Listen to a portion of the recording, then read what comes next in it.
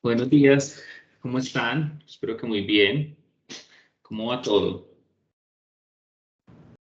Renato, muy bien. Bueno, qué pena acá que van a estar combinados con el grupo de las 8.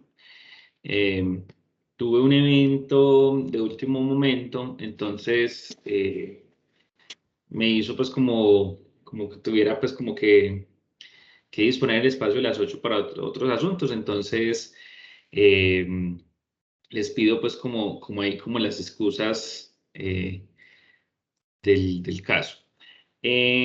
Aprovecho, bueno, ya está grabando, pero aprovecho para contarles que dentro de la estrategia que tenemos en la universidad para,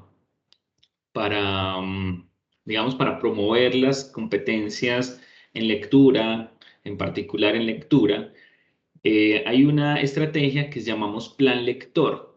El plan lector como estrategia, pues lo que busca realmente es que ustedes tengan una aproximación, ¿cierto? Como algo más fuerte. Y entonces yo lo que estoy haciendo justo en este momento es darles a ustedes, pues como un espacio interno en el campus virtual. Lo voy a hacer pues como obviamente para los dos grupos, de un libro de cuentos, un libro de cuentos de un autor que en particular me gusta muchísimo, que se llama Isaac Asimov. No sé si de pronto ustedes pues lo reconocen y lo tienen pues como en sus autores preferentes. Acá les voy a compartir pues como la pantalla. Y la idea, acá les estoy compartiendo, es un libro bastante largo, ¿cierto? Eso pues no les puedo decir pues como que es algo casi cortico, pero realmente pues lo que pues se lo recomiendo mucho, primero pues por ser Asimov. Isaac Asimov, bueno, no sé, alguien ha trabajado, ha leído Asimov, ¿a alguien le gusta a Asimov? ¿O no saben quién es? Pues de pronto les Creo que sé escucho. quién es, pero en realidad no, más que todo citaciones de autores por ahí en los libros, pero directamente cuentos de él no he leído, obras. ¿Alguien lo reconoce? ¿Alguien ha leído a Asimov? Para que le cuente al resto de pronto.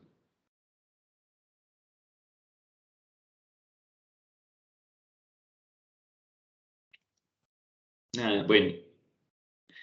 Eh, entonces, básicamente, Asimov es un autor científico. Él es un químico, o perdón, era un químico, pues de formación, pero que, digamos, se ha reconocido mucho por su literatura. La literatura de Asimov se entiende como literatura de ciencia ficción. Estamos hablando de los años 50, estamos hablando pues de épocas, pues incluso vengan por acá, yo les pongo la reseña. Isaac Asimov. Cuando uno mira dentro de los autores más fuertes en ciencia ficción, pues ustedes se pueden remitir, por ejemplo, a Víctor Hugo, ¿cierto? Perdón, a Víctor Hugo, no, a Julio Verne. Y ustedes se darán cuenta, pues, ¿cierto? De la Tierra a la Luna, viaja al centro de la Tierra y otras historias que son, pues, del siglo XIX, pero, pues, pensadas a la luz de los alcances de ciencia ficción. Asimov, como les decía ahorita, pues, ustedes ven ahí el nacimiento, pues, ruso, pero, pues, él hizo como toda su vida realmente en Estados Unidos. Como les digo, pues, él era profesor de química, pues sí, era químico realmente, pero su literatura fue bastante interesante, o sus obras fueron bastante interesantes desde su adolescencia. Justo ahora está de moda, justo esta semana y justo hoy, bueno, anoche se lanzó una serie basada en su obra principal que se llama Fundación, la saga Fundación. Está por Apple TV y por Cuevana además que también, pero digamos oficialmente está por Apple TV. y es una saga, ¿cierto? Es una serie de libros relacionado pues con un futuro, ¿cierto? Ahí tenemos pues como unas historias bastante interesantes. Eh, y Asimov, entre todo lo que hizo, pues aparte de pensarse desde la ciencia ficción, se volvió muy popular hace unos años por las adaptaciones de sus obras, en particular dos adaptaciones muy importantes. El hombre bicentenario con Robin Williams, esta película creo que es como del 99, 98, bueno, ahí sí pues me estoy realmente, esperen, yo verifico el hombre bicentenario por acá. Eh, es una película basada pues en las leyes de la robótica que él mismo hizo del 99 y es con Robin Williams, se la recomiendo mucho, es un drama.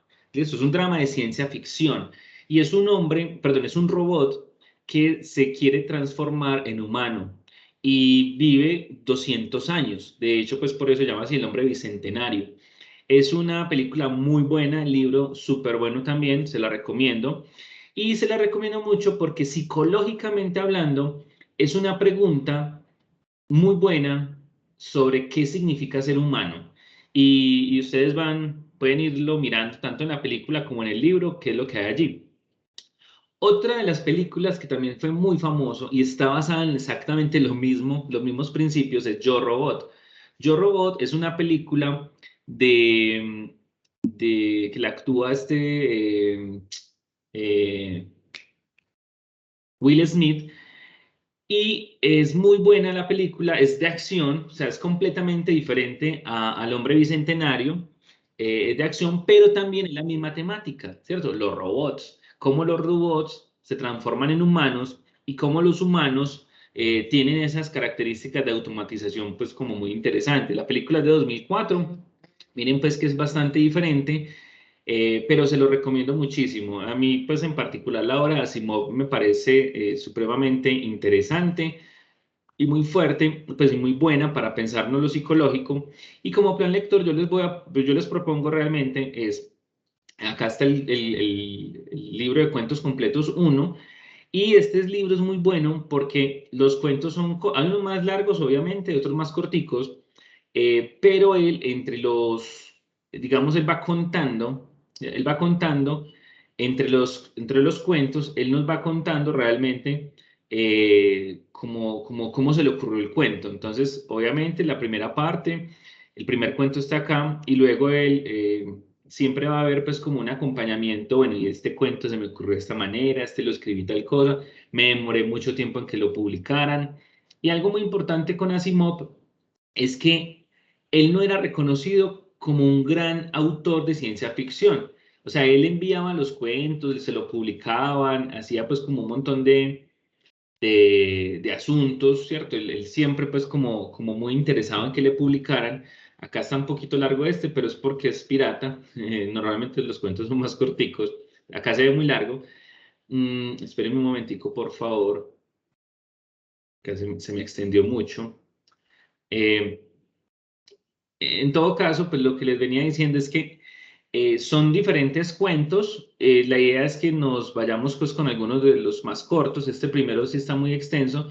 Y para que los leamos, y yo voy a armar, de hecho, pues justo voy acá en plan lector, voy a crear un debate, un foro, para que pues podamos hacer como comentarios, ¿cierto? Como comentarios a los cuentos, como qué les pareció a ustedes.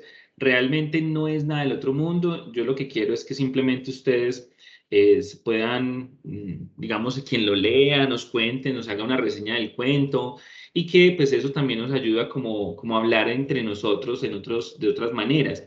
Entonces, nada, simplemente sería como estos asuntos, como algo muy, muy corto. Acá, como ustedes ven, pues ahí tenemos diferentes cuentos.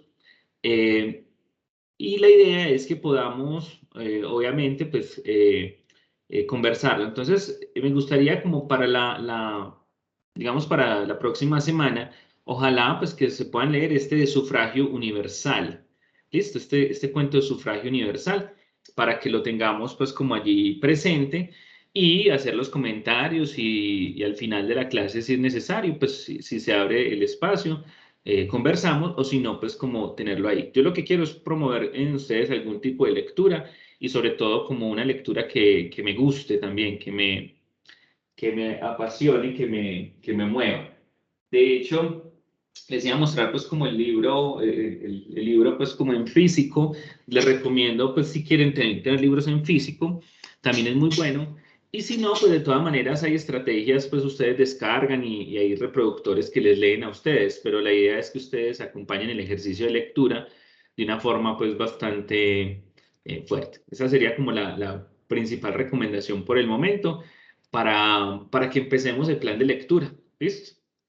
Eh, y tengamos pues como, como todas esas cositas dispuestas.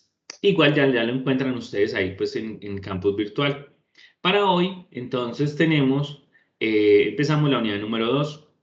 Si bien yo entiendo pues que la unidad número 1 es más introductoria y que habíamos quedado en un tema pendiente, también creo que es importante que vayamos avanzando. El tema,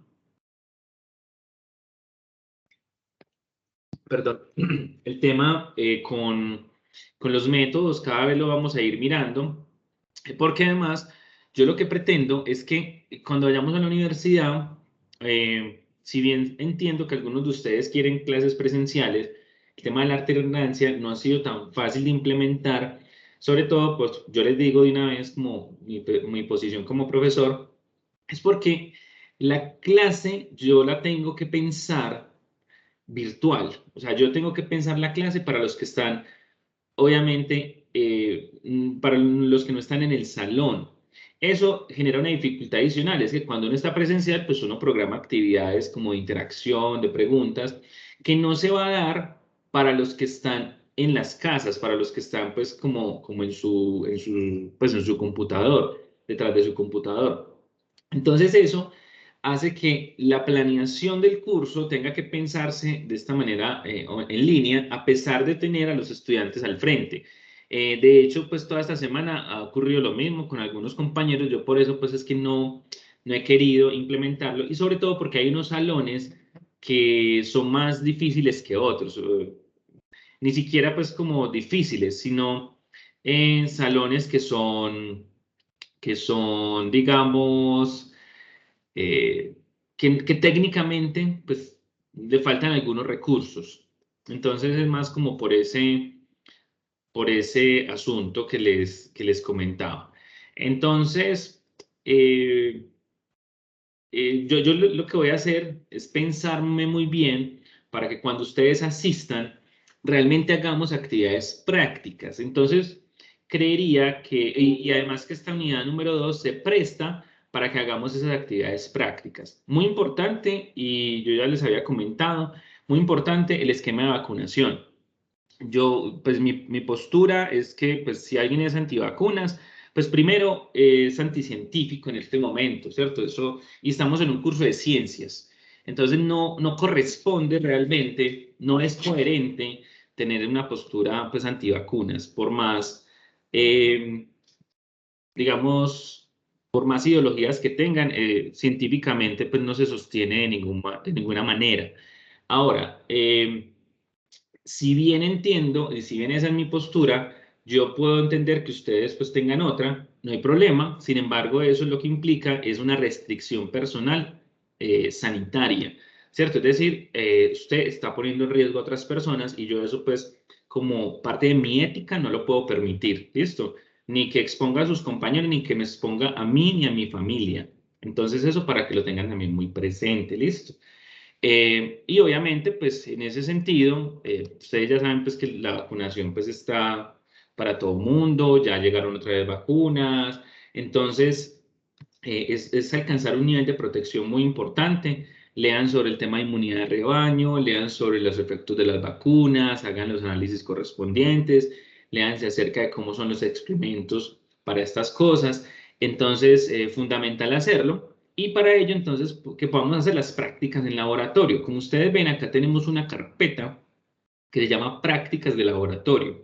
Estas prácticas de laboratorio involucran pues acá hay un consentimiento informado que es muy importante que ustedes lo impriman y lo firmen para pues yo tener un soporte realmente de que pues lo que se está haciendo ahí es correcto, ¿cierto? Que ustedes están aceptando que no están siendo como impuestos, no se les está imponiendo pues como ninguna condición de la evaluación, ¿cierto? Aquí es una evaluación pues que no, no atenta contra la dignidad. Y acá pues hay algunas guías específicas, entonces es muy importante que ustedes se la lean completa, listo, que la tengan muy clara, porque esta guía, pues aparte de que hay una información teórica, sí hay un paso a paso y qué necesitan ustedes para estar en la universidad. Entonces, acá pues requieren bata de laboratorio, que la cámara de video pues esté habilitada. Nosotros en el laboratorio pues el computador tiene cámara de video, entonces funciona bien.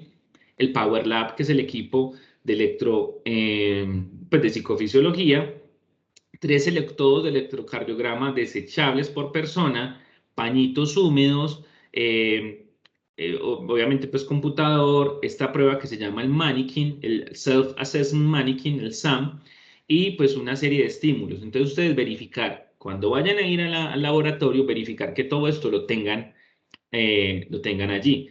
Como nosotros tenemos pues unas cabinas de evaluación, en la cabina 5 del laboratorio tenemos el Power Lab y tenemos pues como una gran cantidad de recursos. Obviamente, por temas pues, de aforos y demás, el espacio pues, no va a poder ser, digamos, masivamente utilizado, pero son prácticas de laboratorio que nos tienen una nota, además como que ustedes aprendan a manejar los equipos, que aprendan a usar las cosas. Entonces, por ello, pues estarían como los elementos acá, muy importante entonces el procedimiento, cómo conectarlo, o sea, todo esto que se lo lean, por favor el programa, cómo se conecta, luego el transductor de pulso, ¿cierto? Según, incluso miren las figuritas que están acá. Acá la parte de electrocardiografía, pues poder conectarlo donde debe ser, poder ponerlo con los colores que corresponden, los electrodos, también grabar el rostro de la persona directamente, incluso qué deben decir. Entonces, por favor, léanse bien la guía, no la tienen que imprimir, pero pues si la imprimen va a ser un poco más fácil que ustedes hagan el seguimiento. Entonces ahí está, acá tenemos una lista de chequeo para estímulos, para que ustedes miren la expresión facial, como a qué se refiere cada cosa, qué tipo de emoción está expresando la persona. Este es el test, el mannequin, que también está, pues uno lo que pone es una X en lo que uno haya experimentado. Y acá pues una serie de bases de datos, esto está en Excel, ustedes lo pueden pues como descargar.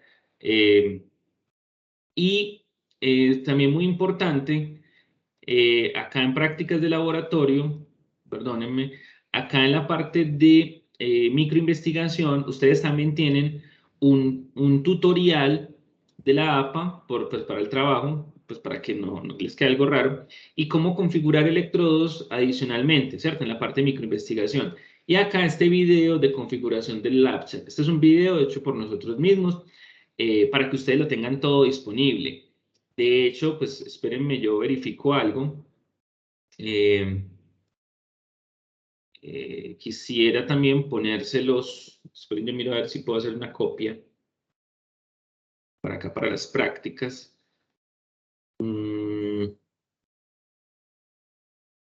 Esperen un momentico. Bueno, pero ¿alguna pregunta mientras tanto?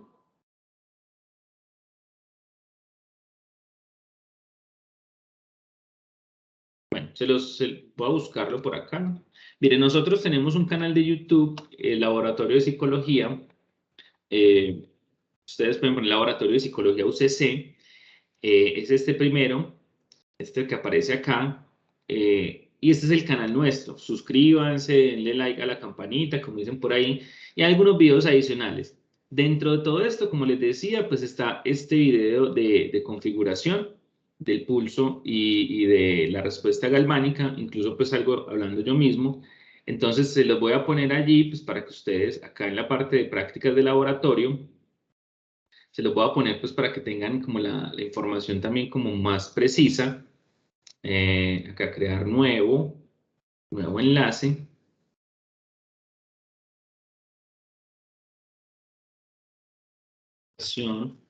La chart. Y les voy a poner que se abran una nueva pestaña. ¿Listo? Acá lo tendrían entonces ustedes disponible. Lo voy a subir acá para que justo quede el video acá. Ustedes le dan a abrir el enlace y los lleva para YouTube para ver este video que está acá. Esto pues para que lo hagan bien. Ahora, ¿qué días vamos a tener disponibles el laboratorio para ustedes? Yo quiero pues como que finalmente mantengamos una planeación muy clara y yo creo que el mismo viernes en la tarde sería el día más adecuado para poder hacer este trabajo. Entonces, desde las 2 de la tarde, la cabina 5 pues estaría disponible para que ustedes puedan hacer actividades prácticas y si es necesario podemos habilitar un segundo día. ¿Qué es importante? Pues que ustedes me digan quiénes van a ir, que ustedes hagan el ejercicio. En este caso sí es importante que lo hagan en parejas.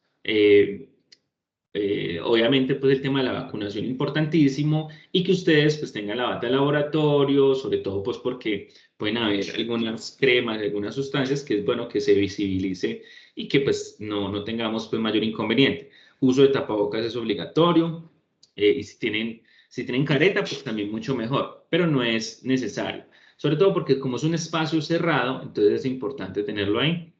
Eso frente a las actividades de laboratorio que quiero pues que empecemos a utilizarlo y no que vayan a ir 5 allá pues metidos todos, sino que lo puedan ir haciendo poco a poco, que ustedes tengan el acceso a los equipos, tengan el acceso a las cosas, para que cada vez sea más y más adecuado pues el proceso, ¿cierto? El desarrollo. Entonces, bueno, no sé si tienen alguna pregunta por el momento.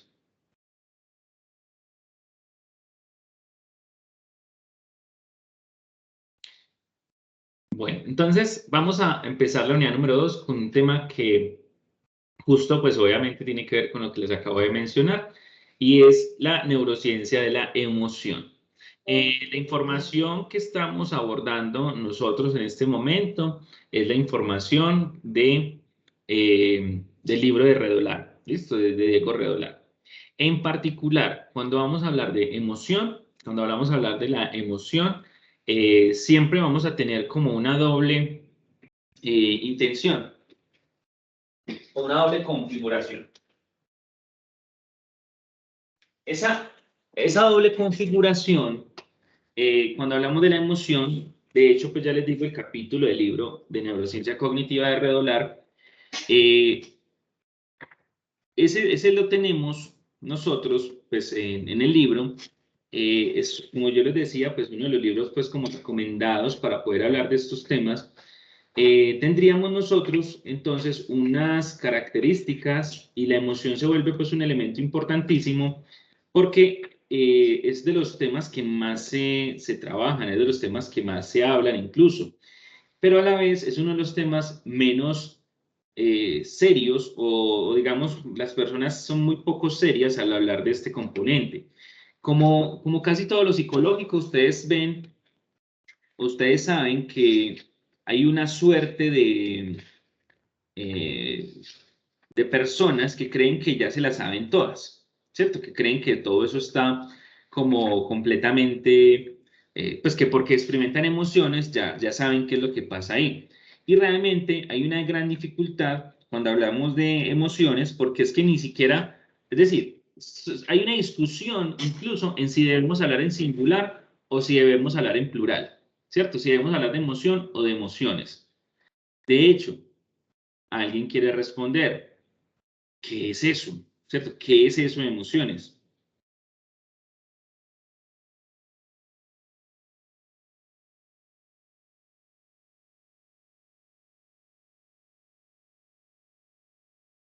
Es decir, pues yo entiendo que todos creemos que tenemos emociones, ¿cierto? Esa parte sí, pero ¿por qué no decir en singular, ¿cierto? Tenemos emoción. ¿O por qué decir que tenemos emociones? Incluso, pues está el tema, ¿cuáles serían esas emociones que tenemos? O sea, si tenemos emociones, ¿cuáles son? Si tenemos emoción, ¿qué es eso? qué es lo que nosotros hablamos cuando hablamos de emoción o emociones. Entonces, básicamente, cuando empezamos a conversar sobre este tema, básicamente se habla mucho, pues como en términos, como les decía, plural o singular, no hay problema con eso, pero básicamente hablamos de unas respuestas, ¿listo? Unos patrones que son conductuales, por un lado, endocrinos, por otro lado, neurovegetativos, por otro lado. Es decir, tenemos que son unos patrones de conducta, unos patrones de interacción endocrina, unos patrones complejos de reacción o de respuesta que son típicos de una especie. ¿Qué quiere decir eso? Las emociones no son humanas y ya. Las emociones o el proceso emocional es un proceso general, ¿cierto? Es un proceso de todas las especies. Entonces, eso hace que sea también muy interesante podernos entender, poder mirar a qué nos referimos cuando hablamos de todo esto. Ahora, en los humanos, ¿cierto? En los humanos es un estado del organismo que se manifiesta de maneras diferentes.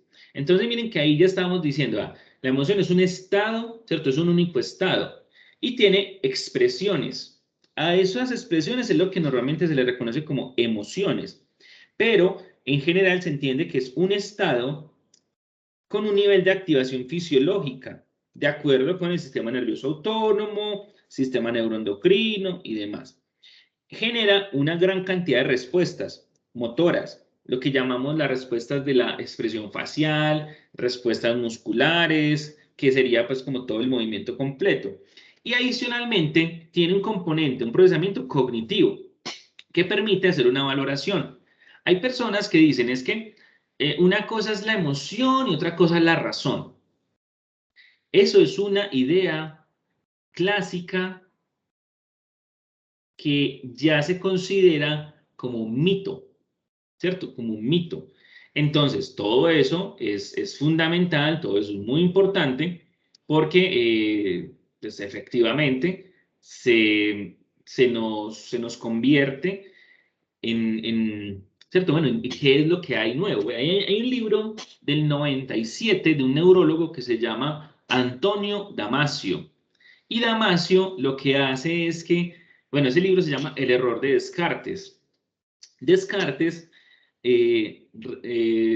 pues se escribe así, la pronunciación sería Descartes, René Descartes, un filósofo francés muy famoso, por el álgebra, pues por el álgebra, no, por la matemática, algunos aspectos de cálculo y demás.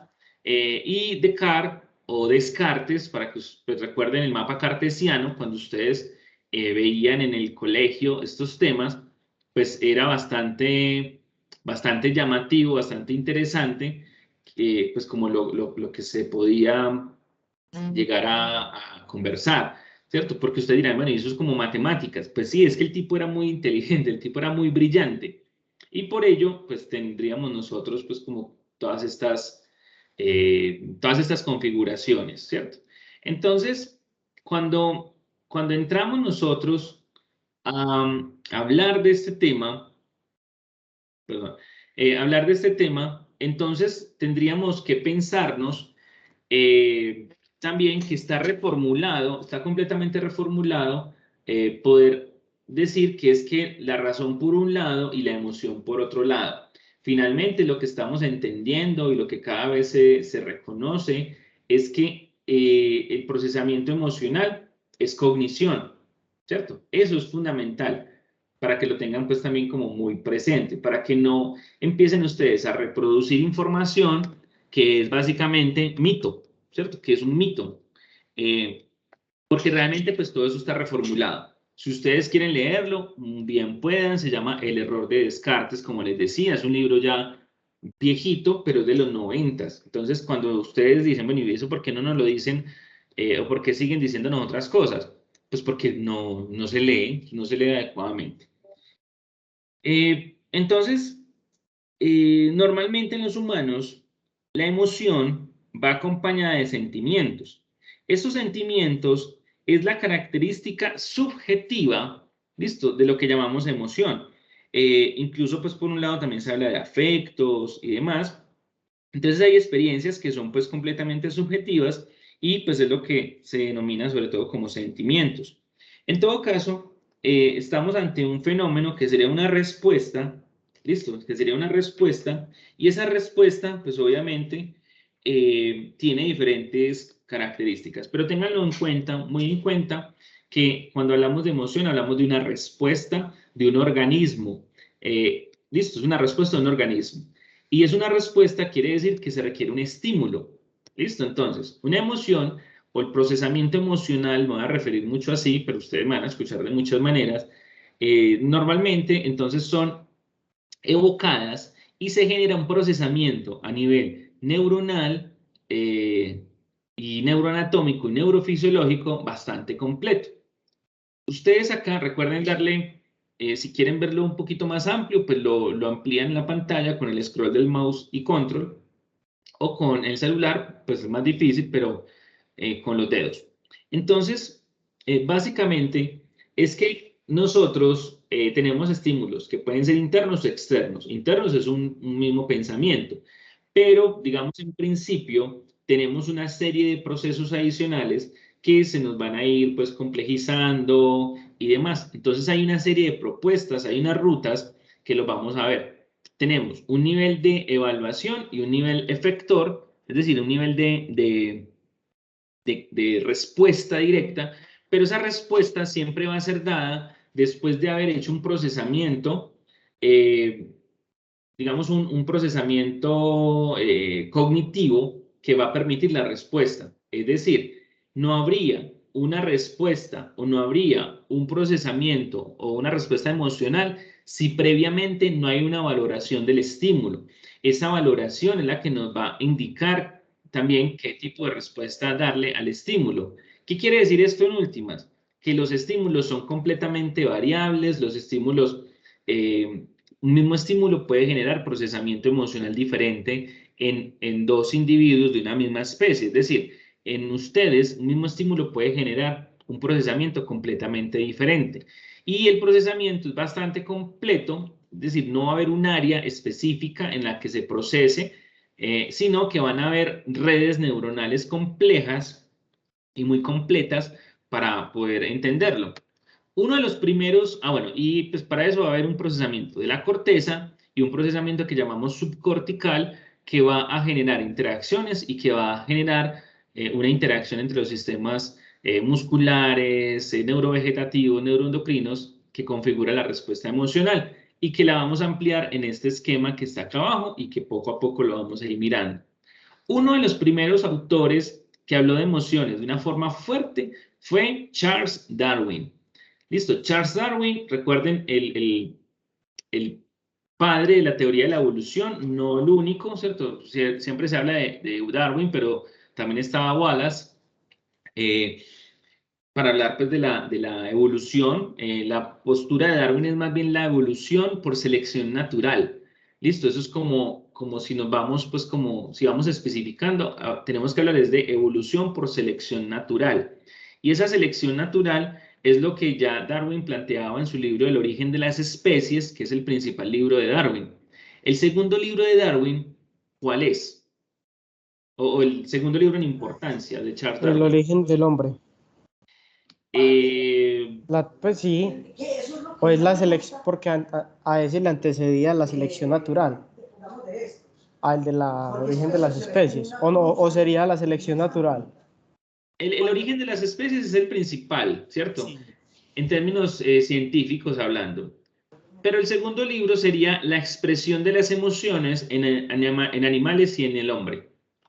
Ese libro, entonces ustedes dirán, venga, es muy fuerte. Sí, o sea, ustedes pueden buscar incluso la obra de Darwin, eh, es bastante amplia y pues si ustedes saben, vean, hay algunos autores que dicen, vean, Darwin, o sea, podemos hablar como de tres grandes momentos en la historia de la humanidad, así pues científicamente hablando. Un primer momento con Newton, Pues, bueno, en la época más de Newton, no tanto Newton, sino más bien incluso podemos hablar de Copérnico, de estos autores, Galileo, ¿cierto? Que básicamente, Galileo Galilei, que básicamente sacó del centro de la creación o del centro del universo, digo, la Tierra no es el centro del universo. Y obviamente, pues eso es una revolución muy importante. Listo. Y ya ahí pues nos dimos cuenta que en donde vivimos, pues no, es simplemente un puntico más. Yo sé que algunos siguen creyendo lo contrario, pero en general es un puntico más. Y el segundo gran momento, como la gran bomba, el gran choque para la humanidad, es habernos pensado como que el hombre era el propósito de la creación. Empezando pues como el tema de la creación, eso es bastante discutible. eh, pues de hecho, discutible ni siquiera sería la palabra, pues, ¿cierto? Es algo pues que realmente no es científico, pues hablar que la creación o que el ser humano pues está en el centro de la creación. La postura que aborda que sí se llama creacionismo, ¿listo? Para que tengan también presente eso. Y en el caso de Darwin, como les venía diciendo, pues básicamente llegó y dijo, vea, el ser humano no es pues el ser humano pues no es el centro de esto. Somos una especie dentro de muchas otras, somos la especie dominante, pero pues llevamos dominando el planeta muy poco tiempo. Antes habían otras especies y después habrán otras especies. Entonces, por ello, eh, importante entenderlo. Eso es lo que pues finalmente se entiende como evolucionismo. ¿Listo? Entonces es una postura evolucionista poder hablar en esos términos. Y obviamente, pues eso también tiene implicaciones muy importantes. Hay gente que todavía sigue creyendo pues que la historia, que hay 5.000 años de existencia y que la Tierra, que es que todo se creó en 7 días, ¿verdad? En 6 y que el séptimo descansó. Son creencias que la gente lo toma al pie de la letra. Hay personas de todas formas un poco más avanzadas en ese tipo de asuntos que lo entienden como metáfora de algo, ¿cierto? Metáfora de algo, todavía no logran entender por qué, pero pues han avanzado en esa transformación de ese pensamiento mágico hacia algo pues más claro. Obviamente genera incertidumbres, completamente entendible porque es difícil de entenderlo, pero el libro entonces de Darwin, incluso de las emociones, ayudó a cimentar y a darle más fuerza a todo ese proceso. Bueno, antes de pasar de Darwin, si quiero, es como que ustedes tengan, tengan como claro, hay una película que se llama Creación. Es una película en torno a cómo Darwin publicó el origen de las especies. Básicamente, pues se pensaba, pues lo que la historia relata, es que él tenía el libro escrito, él lo presionaban para que lo publicara, él se demoró 10 años en publicarlo, solamente hasta que su esposa, listo, solamente hasta que su esposa le dijo, pues como, porque la esposa era muy religiosa, hasta que la esposa lo leyó, lo aceptó, él se atrevió a publicarlo. Entonces la película narra muy bien ese proceso. La película además tiene unas actuaciones impecables. Para quienes les guste como ver series y ver películas, muy recomendada, búsquenla, Creación. Y la actúa Paul Bettany. Paul Bettany es, para los que vieron hace poquito WandaVision, la serie, es el personaje, es el actor que hace de Visión en los personajes de Marvel, en las películas de Marvel y en las series, pues. Entonces, es un actor pues bastante versátil y la película es muy buena. En todo caso, pues como les decía, en la expresión de las emociones en animales y en el hombre, ese libro lo que hace es que hace una descripción importantísima de la respuesta emocional. ¿Listo? Es impresionante. Ahí aclara, por ejemplo, cómo es un mismo proceso, pero cómo se expresa en el rostro en los humanos, en los perros el movimiento de la cola, todas esas cosas tan importantes pues para entenderlo. Pero después de eso, autores ya finalizando el siglo XIX, empezando el siglo XX, comenzaron a refinar ¿listo? A refinar todo ese proceso. Entonces hay unas teorías del procesamiento emocional y pues una de las primeras que se establece es esta que ustedes ven acá a la izquierda. Esta teoría fue una de las primeras, es la teoría de Lange y de James, de William James. Es una propuesta bastante clásica que ya se venía dando finalizando el siglo XIX. Esta propuesta es de 1884. Incluso pues ya ustedes ven, esto es como orígenes de la psicología. Y William James, que es digamos el otro padre junto a Wilhelm Wundt, de la psicología. De hecho, recuerden que el edificio de Harvard, donde funciona psicología, se llama el edificio William James. Básicamente dijo que la emoción era secundaria a una respuesta fisiológica. Es decir, y recuerden que por eso pues, la psicología surge de la fisiología. Entonces, cuando se aborda todo este proceso, se entiende entonces que habría, ¿cierto? Que esta reacción es subsidiaria de una respuesta primero fisiológica y que generarían como dos grandes momentos.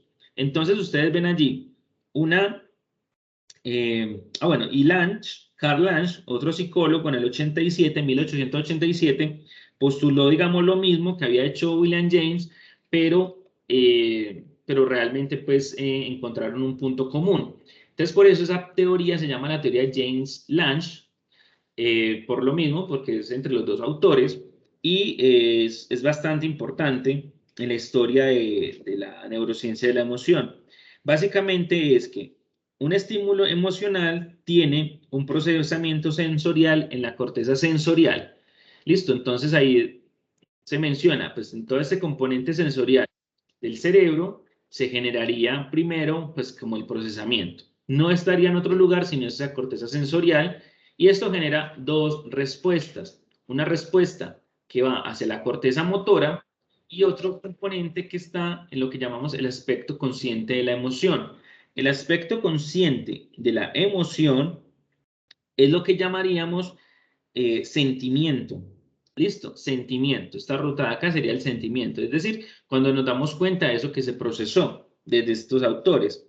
Pero, a su vez, pues hay un desencadenante que generaría una respuesta motora, que sería pues la respuesta física de la emoción y lo que entendemos pues como el procesamiento emocional desde la teoría de James Lange. Esa respuesta conductual se retroalimenta en la corteza sensorial y eso implica que ante un mismo estímulo emocional la respuesta puede ir cambiando y manteniéndose diferente, pero generaría pues como estas dos características. Esta teoría no ha sido completamente descartada, sino que ha sido ampliada, ¿listo? Ha sido mejorada. De hecho, hay evidencias adicionales. Entonces, básicamente lo que conocemos sobre el procesamiento emocional es bastante clásico, a pesar que la gente sigue hablando de las emociones para referirse a los famosos sentimientos desde estos autores. Luego de eso tendríamos la propuesta acá de la derecha, la propuesta B. Esta es la propuesta de Cannon-Barth, y es que básicamente en 1920, ampliando la propuesta de James, aparece Walter Cannon en Estados Unidos, retomando una teoría de Philip Barth. Entonces, por eso la teoría se llama la teoría de Cannon-Barth. Listo, que ustedes ven ahí pues en la pantalla. Esa teoría de Cannon-Barth lo que dice es que la información llega a regiones del tálamo. Entonces miren cómo la cosa va cambiando un poquito, porque ya ellos dicen, vea, esto tiene que ver con unas regiones del tálamo que están especializadas en el procesamiento sensorial. No es directamente a la corteza sensorial, sino que va al tálamo. Y el tálamo va a llevar información al hipotálamo. Entonces recuerden que cuando mirábamos la parte neuroanatómica, está en todo el centro del sistema nervioso central, pues del encéfalo, está en todo el centro, tanto el tálamo como el hipotálamo. Y ahorita vamos a mirar un poquito acerca de ello. Y ese proceso entonces, o lo que postulan, es que esa información que va del tálamo al hipotálamo es lo que genera, es lo que pone en marcha las respuestas, ¿listo? Las respuestas emocionales.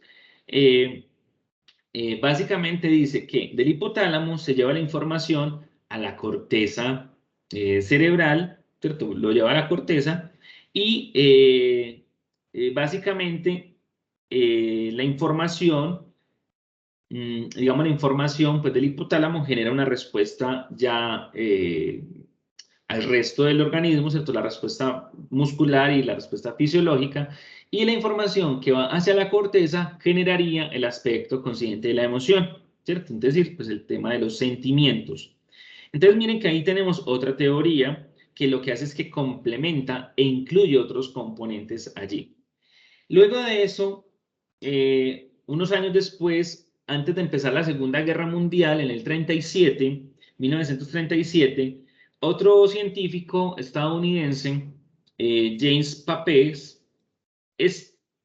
postula esto que ustedes ven acá a la izquierda, la C, ¿cierto? Postula este esquema C para entender cómo es que se procesa el tema emocional.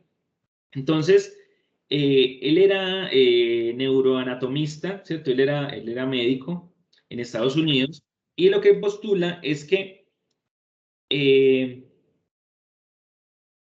digamos, pues él lo que hace es que a partir de observaciones en general, él dice que hay dos vías, eso, hay dos vías. Una vía del pensamiento y una vía del sentimiento, ¿listo?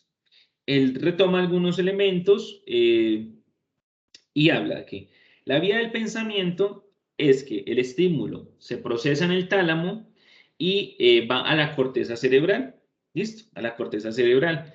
La vía del sentimiento, sí, se va del tálamo, va hacia el hipotálamo, en particular a los cuerpos mamilares del hipotálamo, y luego de eso se generan unos componentes neuroendocrinos, neurovegetativos y motores.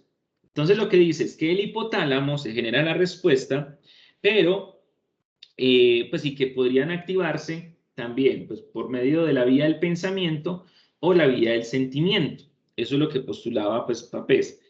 Y básicamente, entonces lo que dice es que por la vía del pensamiento va a la corteza y por la vía del sentimiento del hipotálamo, luego va al tálamo, en la parte anterior del tálamo, a la corteza cingulada, que recuerden pues que está en todo el intermedio entre lo que llamamos sistema límbico, pues todos los otros componentes y la corteza, pero también aparecería el hipocampo, que es el que interactúa con el hipotálamo, pudiendo generar una respuesta adicional, y de la corteza cingulada es que hablamos del aspecto consciente de la emoción. Esto, pues obviamente, es una propuesta adicional y luego aparece la propuesta de MacLean. Simplemente lo que hace es que amplía, refina la propuesta de Papez y lo que dice es que el sistema límbico está muy vinculado al procesamiento de la expresión emocional, no tanto al procesamiento cognitivo, sino a la expresión de la emoción. Entonces, lo que dice es que tendríamos, bueno, esto lo miraron con diferentes estudios con monos, ¿listo? Con monos, con macacos. Entonces, básicamente dice que la información del hipotálamo en particular, del hipotálamo, ¿cierto? Ustedes la pueden empezar desde donde quieran, ¿cierto? El hipotálamo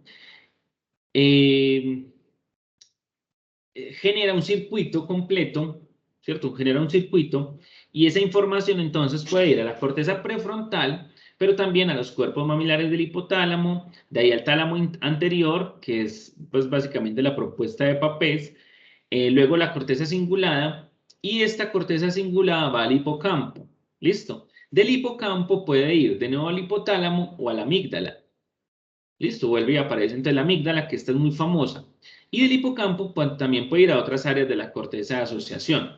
Entonces, todo este circuito que aparece acá es la manera en que desde el 37, listo, desde el 37, perdón, MacLean es del 49, pero que ya se sabía desde hace muchas décadas cómo funcionaba todo esto.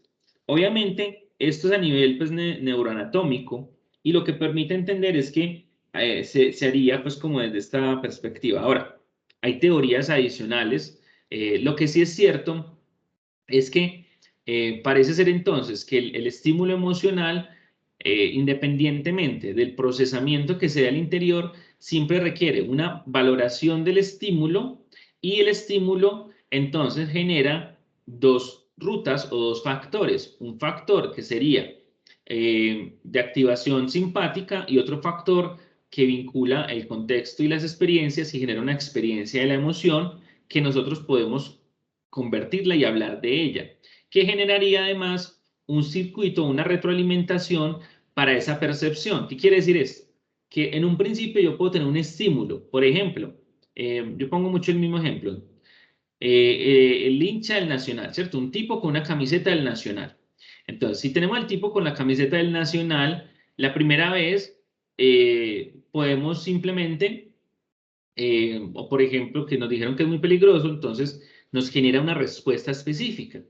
Entonces resulta que el estímulo, pues ya lo hemos valorado y nos generó mucho miedo, entonces hicimos, pues o nos generó mucho desagrado, entonces subimos, salimos corriendo, mil cosas.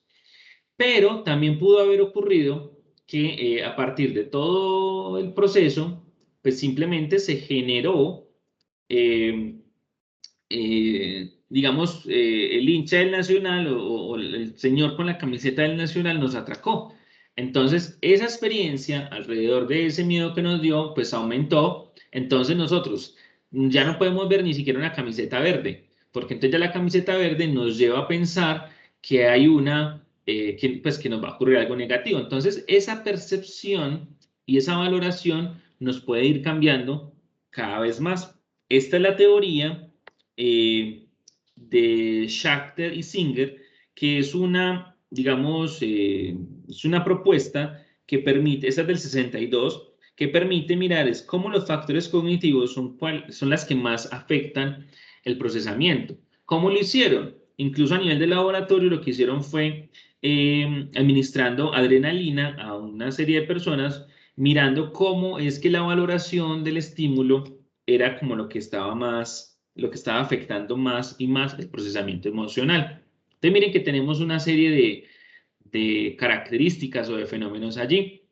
Acá pues básicamente lo que vemos son las áreas que ya más o menos les mencioné, las áreas que estaban allí implicadas, eh, y vean que es a todo nivel, ¿cierto? Es en todas partes. Entonces tenemos en esta vista acá como de abajo hacia arriba, tenemos la corteza prefrontal ventromedial. Ya ustedes saben, ventral, ¿cierto? Medial, frontal. También tendríamos acá la corteza orbitofrontal lateral, ¿cierto? Órbito es por los ojos, ¿cierto? Justo arriba de los ojos. La corteza prefrontal dorsolateral, este lóbulo, esta parte temporal, polo temporal, la corteza cingulada anterior, miren acá, ¿cierto? Acá estamos mirando pues este componente de la corteza cingulada, que así se ve, y la amígdala acá en todo el centro, bueno, y la ínsula también es importantísima. Entonces, ya adentrémonos en el sistema límbico. El sistema límbico, ya ustedes saben que consta pues de unos componentes, el fornix, que parece un arco, tenemos acá el hipocampo, si lo vemos de otra manera parece un caballito de mar, de hecho pues, de hecho por acá, luego lo vamos a mirar, el hipotálamo, ¿cierto? Tenemos acá como estas zonas, y esto nos ayuda a identificar qué es lo que está vinculado. También vamos a ver que el hipotálamo tiene unas áreas específicas.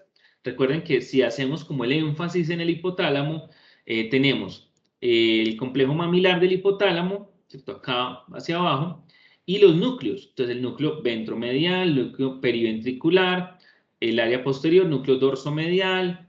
Entonces recuerden los nombres, por eso al principio los veíamos todos. Paraventricular, el fornix, listo, acá el fornix, el área hipotalámica lateral, medial, anterior, este núcleo supraóptico es porque está arriba del quiasma óptico, y en general pues sería como las principales agrupaciones o los núcleos del hipotálamo. ¿Por qué todo esto? Porque entonces la ruta ¿cierto? La ruta, el esquema neurocientífico de la emoción sería este que ustedes están viendo acá. Tendríamos entonces nosotros que pensar cómo se procesa, ¿cierto? ¿Qué es lo que está generando el procesamiento pues, emocional? Entonces recuerden que hablamos de tres respuestas o tres componentes. El componente conductual, que es motor, ¿listo? Es un tema motor. El componente neurovegetativo, que es pues todo lo que llamamos lo del sistema nervioso autónomo. Y el componente endocrino, que es todo el componente hormonal. Entonces, ¿qué es lo que vamos a notar en este caso? Que de toda la información que tenemos, ¿cierto? De toda la información, incluso vámonos de nuevo hacia arriba, de toda la información, entonces llega el estímulo. El estímulo, entonces, va a llegar por el tálamo, ¿listo? Va a llegar al tálamo, y entonces, del tálamo, entonces, se van a generar un montón de situaciones específicas, ¿cierto? Un montón de cosas. Entonces, fíjense que está acá en el centro. Entonces, del tálamo va a ir información a áreas de la corteza sensorial, corteza motora, pero del tálamo nos vamos a ir a la amígdala. ¿Listo? Todo esto a nivel de tálamo. Ahora, la información que va a llegar del estímulo, como ustedes ven, pues obviamente sensorialmente llega por el tálamo, pero lo que vamos a ver es que en la corteza cerebral la información va a ir y se va a devolver a muchos lugares, ¿cierto? Estos son circuitos, estos son redes neuronales complejas, ¿listo? Muy complejas. Entonces, lo que vamos a estar viendo, ¿listo? Lo que nos vamos a dar cuenta acá en estas redes neuronales es que la información, de hecho me voy a volver acá, la información del estímulo, si bien en principio llega al tálamo, porque el tálamo está encargado, digamos, o recibe información sensorial, vamos a tener en cuenta que del tálamo, pues se nos va a ir la información a muchos otros lugares. Por ejemplo, la corteza sensorial. Pues acá tenemos que de la corteza sensorial va a ir a la amígdala, pero el tálamo también en relaciones con la amígdala, directamente e indirectamente. De las áreas de la corteza que tienen que ver con el procesamiento de la información emocional, también la información va a ir a la amígdala. Entonces miren que muchas cosas confluyen en la amígdala. Entonces va a ir directamente e indirectamente por medio del hipocampo o de la formación hipocampal. Entonces tendríamos nosotros que entender que todas estas líneas son relaciones directas y relaciones indirectas. Entonces vamos a recibir información completa todo el tiempo de este procesamiento. ¿Listo? Vamos a recibir información completa todo el tiempo. Entonces tenemos la amígdala, de la amígdala entonces la información va al hipotálamo, pero también va a ir al tronco del encéfalo, ¿listo? También al tronco del encéfalo. De las áreas de la corteza que están implicadas en el procesamiento de la información emocional, la información también va a ir al hipotálamo. Entonces miren que el hipotálamo van la amígdala y la corteza. Y la amígdala no solamente va hacia allá, sino que va al tronco del encéfalo. ¿Por qué esto es importante, este componente que está acá? Porque entonces en el hipotálamo, ¿cierto? Se genera una especie de distribución de información. ¿Listo? Se va a generar esa distribución de información. Entonces del hipotálamo van a salir tres respuestas o tres vías de comunicación. Esas tres vías de comunicación son las que ustedes están viendo allí, esas flechas. Pues va al tálamo, vuelve y juega al tálamo. Del tálamo va a la corteza sensorial y a la corteza motora. ¿Listo? Del hipotálamo también va al tronco del encéfalo. Del tronco del encéfalo la información se va a ir a todo el componente, ¿cierto? Al resto del sistema nervioso. Es decir, se va a ir al sistema autónomo en general, que va a regular pues todo el componente muscular y neurovegetativo. Pero el hipotálamo también va a ir a la hipófisis, que va a generar todo el componente endocrino, que es toda la parte hormonal. ¿Listo? Entonces miren que acá tenemos que el hipotálamo es fundamental para eso. Pero observen que justo, justo acá vamos a tener otras áreas implicadas, sobre todo por la corteza motora. Desde el tálamo, todo lo que fue la corteza motora también alimentó el componente conductual. ¿Listo? El componente conductual. Y también información de los ganglios basales y del cerebelo alimentó el tálamo, haciendo otra vez el circuito, y alimentó el tronco del encéfalo, lo que va a generar todo el componente conductual y neurovegetativo por un lado. El componente endocrino va a depender más del hipotálamo y de la hipófisis, mientras que todo lo otro va a depender más del tronco del encéfalo, de la corteza motora y obviamente de todos los demás componentes que ya mirábamos. Preguntas hasta acá. Todo eso está en el texto, pues también para que lo tengan claro. ¿Cierto? No es información, pues como diferente a lo que ya debieron haber leído. De todas esas teorías de la emoción del componente emocional que acabaste de hablar, que pues fueron como 4, o sea, siendo todas fundamentales, ¿cuál de todas es la que tiene más peso a la hora de tratarse de este tema? Esta última que les estoy O sea, mostrando. esta que está más completa. Sí. Ok. Esto es como lo que más se acepta. Y cada vez se conocen que estas son áreas que si se lesionan, por ejemplo, el procesamiento emocional es atípico, es raro. ¿Listo? Entonces, por eso es importante. Y igual esto lo vemos en redolar. Miren acá, por ejemplo, pues como para ubiquemos también como la amígdala, ¿listo? Todo el centro. Pero también quiero que empecemos a mirar qué es lo que pasa con la amígdala. Porque si bien, miren acá la amígdala, tan importante acá, que se fue al hipotálamo, al tronco del encéfalo, pero la amígdala nos llevó al hipotálamo, luego a la hipófisis. Entonces, si quiero, es como que detallemos un poquito por qué la amígdala se vuelve tan importante. ¿Listo? Porque estos asuntos, si bien es muy pequeñito, recuerden que es como una almendra, ¿cierto? Es como con esa forma, es muy pequeñito, va a tener toda esta configuración que ustedes están viendo en la pantalla. Porque la conectividad de la amígdala es brutal. Entonces, miren acá en la imagen B, ¿cierto? En la imagen que baja, tendríamos nosotros esto es una foto, ¿listo? Es una foto. Obviamente, pues esto está súper ampliado, esto es pues impresionante también. Y lo que tendríamos entonces es la conectividad, ¿qué les decía? La conectividad pues de la amígdala.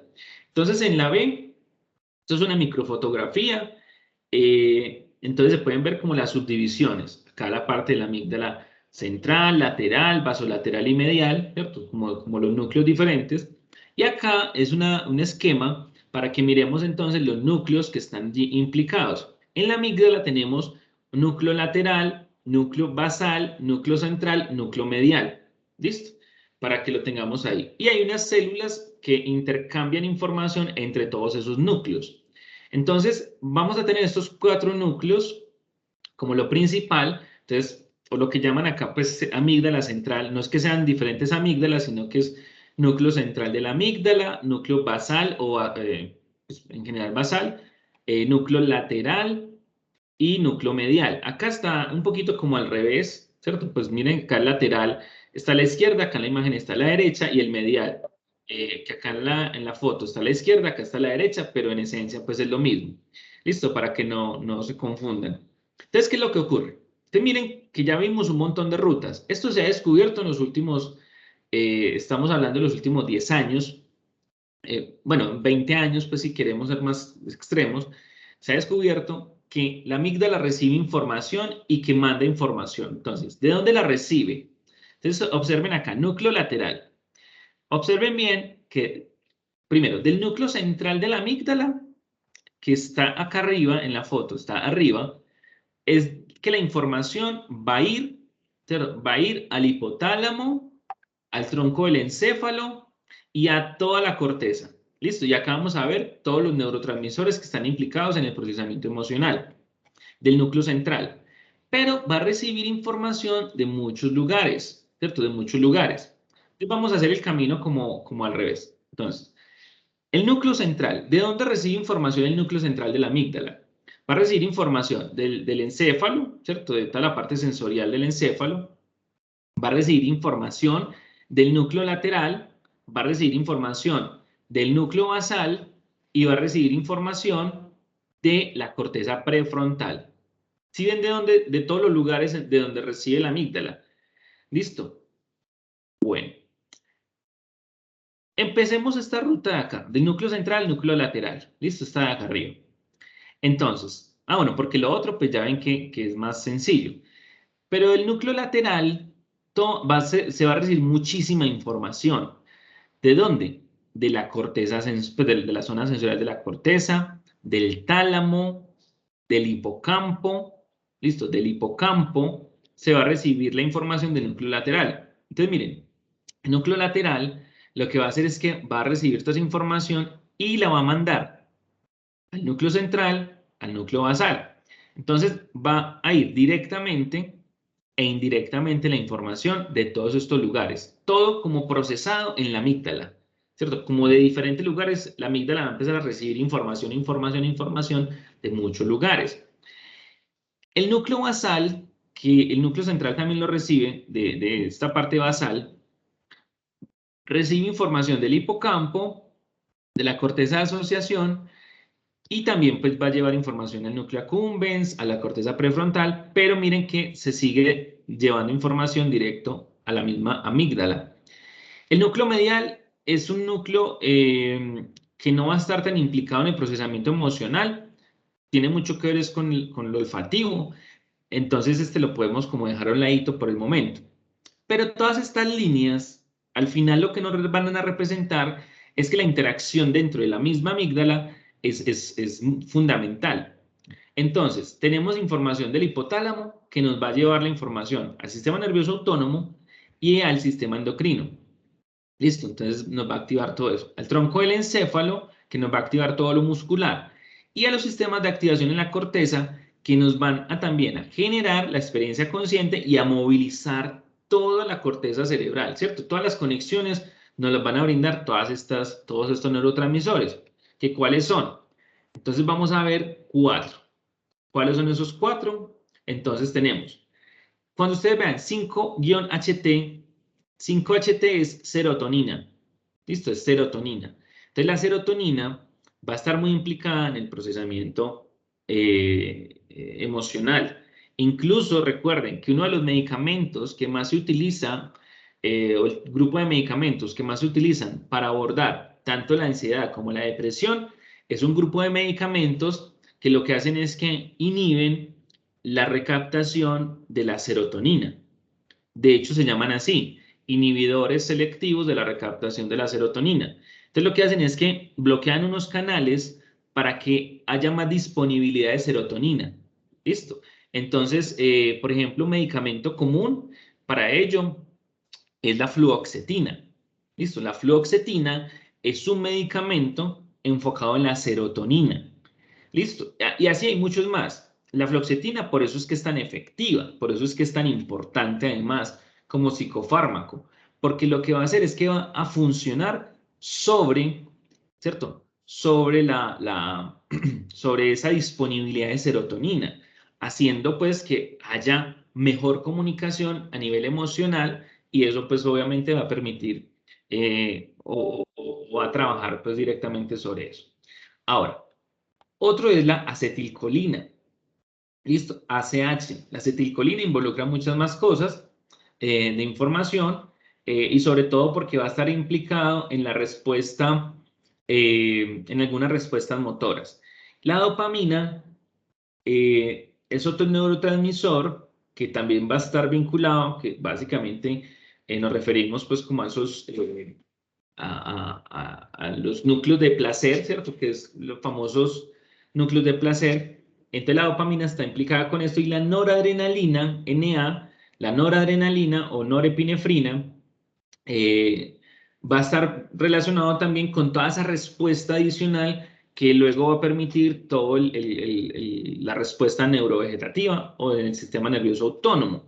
Entonces miren que esto es muy complejo y que va a ser fundamental tenerlo pues como nosotros presente. Obviamente, cada una de estas áreas pues, va a estar implicada. Y por ello, miren que al final este esquema entonces se vuelve como más sencillo de entender, porque si el estímulo va por el tálamo y nos lleva a la amígdala ya vemos que va al hipotálamo, al tronco del encéfalo, haciendo que se active lo conductual, lo neurovegetativo y lo neuroendocrino. Pero también todo lo otro no nos podemos olvidar que también fluye con la amígdala y que la amígdala va a ser, digamos, va a ser muy importante para ese direccionamiento del proceso emocional, pero también el hipotálamo. Entonces, estas dos áreas se vuelven como el centro, aunque no es que quiera decir que es que la emoción se procesa en la amígdala o en el hipotálamo, no. Son núcleos centrales en el procesamiento emocional, pero todo lo otro es fundamental también. Es decir, sin tálamo, pues no tenemos cómo procesar nada más. Y así entonces se nos transforma todo esto en un proceso bastante completo. ¿Cuánto tiempo nos demoramos haciendo este procesamiento? ¿Alguien sabe? Profe, la verdad no, inclusive nosotros, en el grupo de nosotros que está trabajando con las emociones, aún no hemos logrado evidenciar en lo que hemos leído el tiempo de desarrollo que pueda generarse allí. Bueno, les voy a compartir por acá internet. Porque acá entonces es donde tenemos que empezar a analizar esto cómo se hace. Todo esto que les acabo de mencionar se ha estudiado, ¿cierto? Se ha estudiado con electroencefalografía, con potenciales evocados, se ha estudiado de muchas maneras. ¿Listo? Entonces, ¿cómo logramos nosotros como entender o cómo podemos profundizar en ello? Acá, en la actividad de aprendizaje número 5, pues hay diferente información, pero ustedes pueden buscar tranquilamente EEG y emotion. ¿Listo? Porque eso ayuda también a entender, pues, qué es lo que hay. Pónganlo en general, ¿cierto? En general en Internet, ¿cierto? Así muy global.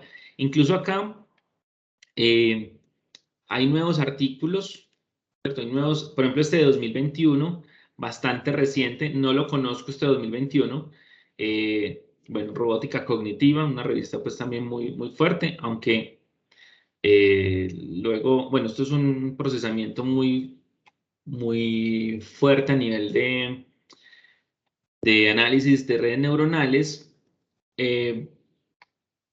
Y cuando usted le pone artículos académicos, entonces vamos a ver acá en Google Académico, pues todo lo que podemos obtener. Incluso cuando usted le pone acá desde el año 2020, como que es lo que hay, aparecen 18.000 artículos que hablan de electroencefalografía y emociones.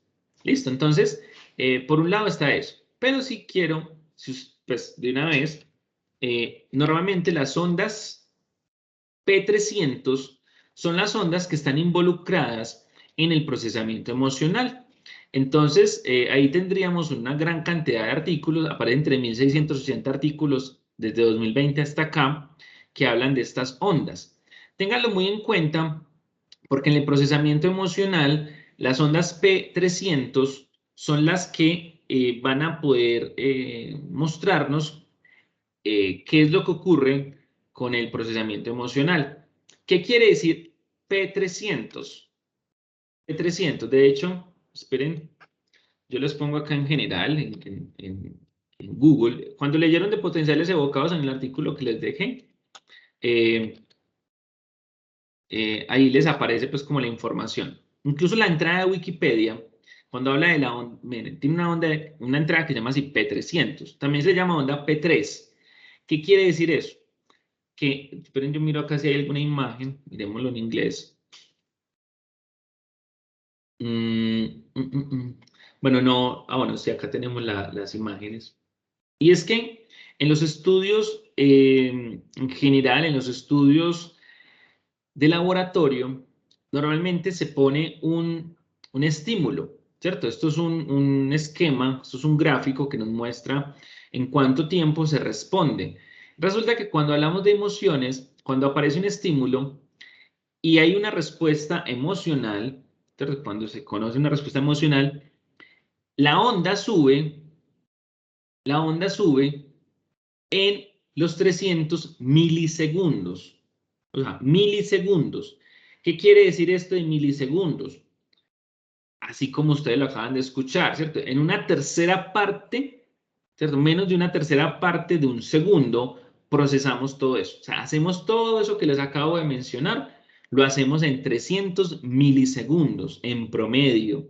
Obviamente, pues hay una gran cantidad de, de estudios y por eso pues es importante que ustedes lo tengan muy presente. Incluso pues P300 Emotion. Acá, por ejemplo, hay otros artículos bien interesantes de cómo se va procesando, pero ustedes lo pueden buscar y rebuscar y rebuscar. Incluso acá les podemos mirar este artículo, ¿cierto? La evaluación de los componentes P300 para los potenciales relacionados con eventos. Bueno, este es de 2014. Y lo que se encuentra es que definitivamente el tiempo no varía mucho, ¿cierto? El tiempo en promedio es el mismo. Cuando hay alguna dificultad es porque hay un problema en que se procese en ese momento, pero pues por ello la importancia de entender, como les decía, pues estas ondas P300, porque estamos hablando de 300 milisegundos que nos demoramos para poder tener toda esa información. Como les decía, pues hay muchos estudios adicionales, acá pues procesamiento emocional de estímulos visuales, eh, y cuando se hacen los análisis, miren acá dónde se conectan los electrodos, F3, FZ, F4, lo que ya habíamos conversado antes. Entonces lo que se encuentra es que efectivamente eh, se tiene en cuenta los 300 milisegundos para poder entender qué es lo que está ocurriendo, eh, qué es lo que está ocurriendo para el procesamiento emocional. Acá analizaron incluso pues como la onda P300 y la onda N300, que recuerden que es pues, positivos que la onda sube, negativos que la onda baja. Esto es un estudio de españoles, incluso pues este señor Luis Carretier eh, eh, fue un profesor pues pues, fue que me dio pues como clases a mí de estos temas. No sabía que él estaba acá, pero pues interesante encontrar la gente así como publicando.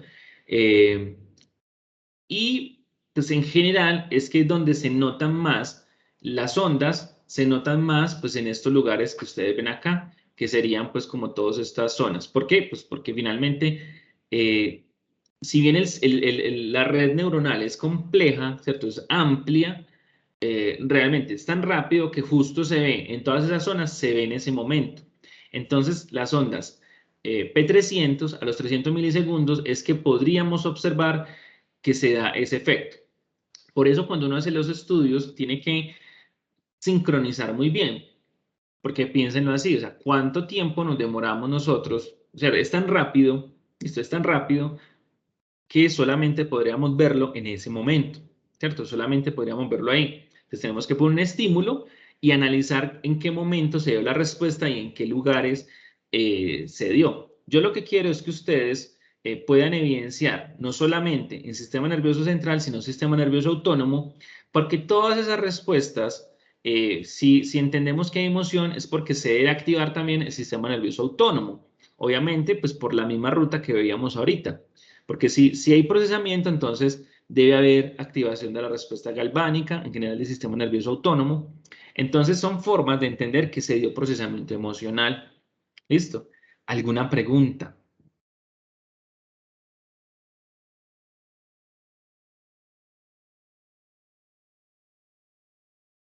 Sí, Bueno, sí, sí, sí, sí, sí, sí, sí, sí, sí, sí, sí, sí, sí. No me vayas, que estaba organizando el micrófono. Entonces, digámoslo así, que lo más aceptado para, pues, un método psicofisiológico para estudiar el tema de las emociones sería el encefalograma, la sí, encefalografía, sí. o sea, como más directo. Pero, por ejemplo, el de las respuestas galvánicas, digámoslo así, que medidas en la cara para ver las expresiones, no serviría o no sería tan efectivo. Sí, sí, es muy efectivo. De hecho, miren, por ejemplo, cuando ustedes ponen eh, respuesta galvánica, galvanic skin response, y ponen emotion, listo. De hecho, hay muchos sistemas, ¿cierto? Hay muchos sistemas. Ustedes pueden poner GSR, que es respuesta galvánica, pueden poner actividad electrodérmica, pueden poner muchas más cosas. Entonces miren, por ejemplo, este artículo 2017. ¿Listo? Un sistema de reconocimiento emocional preciso, accurate, es eso, la precisión, ¿cierto? Usando SG, que es electrocardiografía, y GSR, que es respuesta galvánica de la piel. ¿Listo? Entonces, en el artículo, lo que hacen, esperen, yo verifico algo acá, miremoslo completo. Vámonos para allá. Ya. Acá en el artículo, entonces, lo que hacen es que se hace la detección de emociones, miren acá el proceso, va mostrando cómo, sin necesidad de electroencefalografía, se puede detectar el procesamiento emocional. Incluso dicen, vea, con respuesta galvánica y con electrocardiografía se puede hacer. De hecho, pues acá se hace el experimento, miren acá el protocolo. La persona descansa, se le pone un bloque de música, luego silencio por 6 segundos, luego otro bloque de música, luego silencio por 6 segundos y así van mirando cómo se activa el procesamiento. Miren que incluso con electrocardiografía la respuesta es más básica y con respuesta galvánica de la piel ocurre, ¿cierto? Eso es una persona, ocurre una disminución de la señal, ¿cierto? En el tiempo. Acá estamos hablando de 120 segundos. Entonces, lo que se hace ahí en estos casos es poder detectar, ¿cierto? Poder detectar y poder mirar cómo la disminución de la respuesta galvánica o el aumento están mostrándonos información emocional. Y esto sin necesidad de hacer electroencefalografía. Acá pues ya proponen pues a nivel eléctrico, a nivel de ingenieros, pero es un sistema, ¿cierto? Son sistemas cada vez muy precisos y ustedes van mirando que cada vez hay más y más información y se están haciendo estudios tanto desde ingeniería como desde psicología, medicina, para poder dar reconocimiento de respuestas emocionales sin necesidad, pues, como de preguntarle a la persona, porque lo que le preguntamos a la persona al final no va a ser procesamiento emocional, al final van a ser sentimientos. Entonces vamos a mirar es simplemente lo que la persona cree que tiene o que sintió, pero no vamos a poder ver el carácter más objetivo, aunque hay una valoración, pero quiero que me entiendan ahí, es que independientemente de lo que nosotros hagamos, nosotros procesamos emociones. Ahora, ¿qué es que yo le digo a eso? Felicidad y en otra parte le digo a eso happiness y en otra parte le digo cociámpiro. Esos son fenómenos que llamamos sentimientos. Pero independientemente como le nombremos y como creamos que es, el proceso es más básico porque lo estamos teniendo en nuestro sistema neurocognitivo. Entonces, estamos haciendo valoraciones completas independientemente como le nombremos y en donde estemos. Entonces vamos a tener procesamiento emocional en colombianos, en chinos, en australianos, en rusos, ¿cierto? Donde estemos, donde haya un ser humano, se va a procesar de la misma manera. Y eso es lo que a nosotros nos interesa mucho más. Mirar qué es lo que está ocurriendo cuando, por ejemplo, vemos al hincha del Nacional, ¿cierto? Cuando vemos a alguien con camiseta nacional o cuando estamos ante un examen y estamos un poco nerviosos, ¿cierto? Esas cosas, ¿qué es lo que está pasando? Entonces, esto lo podemos analizar de todas estas maneras posibles. Entonces, miren que ahí tenemos muchos métodos. Yo les quiero mostrar, bueno, espérenme un momentico, que acá sí les quiero chicanear un estudio que hicimos con unas personas, con unos profes de ingeniería y con unos profes de medicina, con unas profesoras de medicina. Porque esto, pues sí creo que pues fue muy interesante poder, poder observar qué es lo que estaba como ocurriendo.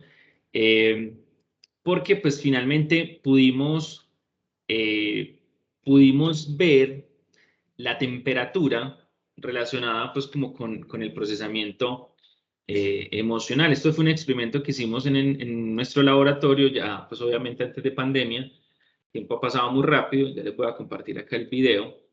Y esto fue esto fue pues como el estudio piloto. Esto fue con una cámara termográfica, espero que estén viendo ahí, no va a haber sonido. Y esto es una cámara que genera, que lo que hace es que captura la radiación del cuerpo, y la radiación del cuerpo nos muestra la temperatura del cuerpo.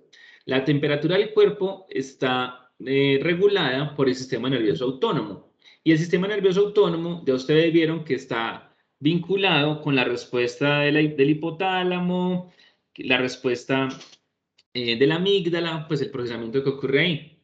Entonces, observen, esto fue con un video intencionado para generar tristeza. Entonces, ya les muestro acá. Observen, esto dura creo que 1 minuto.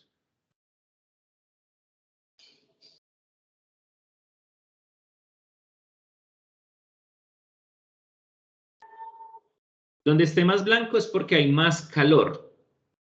Y esta acá es porque el aire es frío y caliente, frío y caliente. Entonces, miren la nariz, cómo va cambiando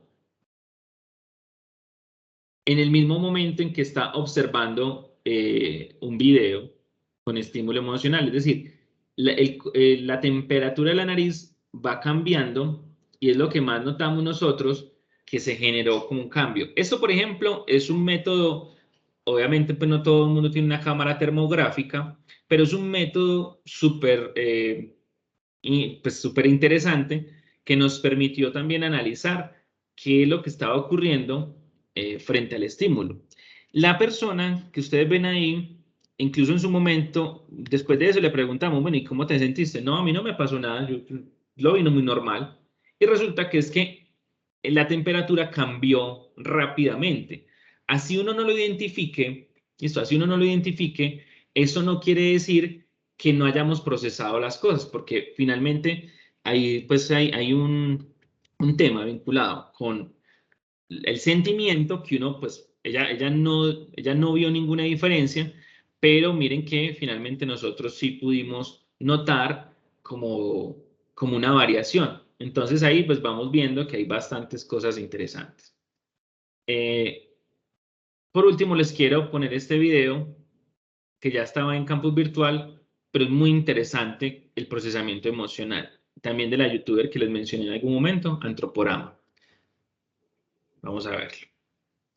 ¿Cuántas veces has oído eso de que razón y emoción deben caminar separadas? Multitud de pensadores han maldecido las pasiones por desviarnos constantemente del camino de la razón, como si el terreno de lo emocional fuese una charca fangosa que nos retrasa en nuestro camino de ascenso por la montaña de la inteligencia. Cierto es que podemos llegar a hacer cosas muy absurdas guiados por nuestras emociones. Pero, ¿qué pasaría si no pudiésemos contar con ellas ni un poquito en nuestro día a día?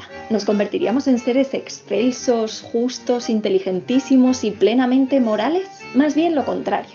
En los anales de la neurociencia nos encontramos con casos que nos advierten que esto de separar emoción y razón a lo mejor no es la mejor de las ideas. Y el caso del paciente Elliot es uno de los más estudiados.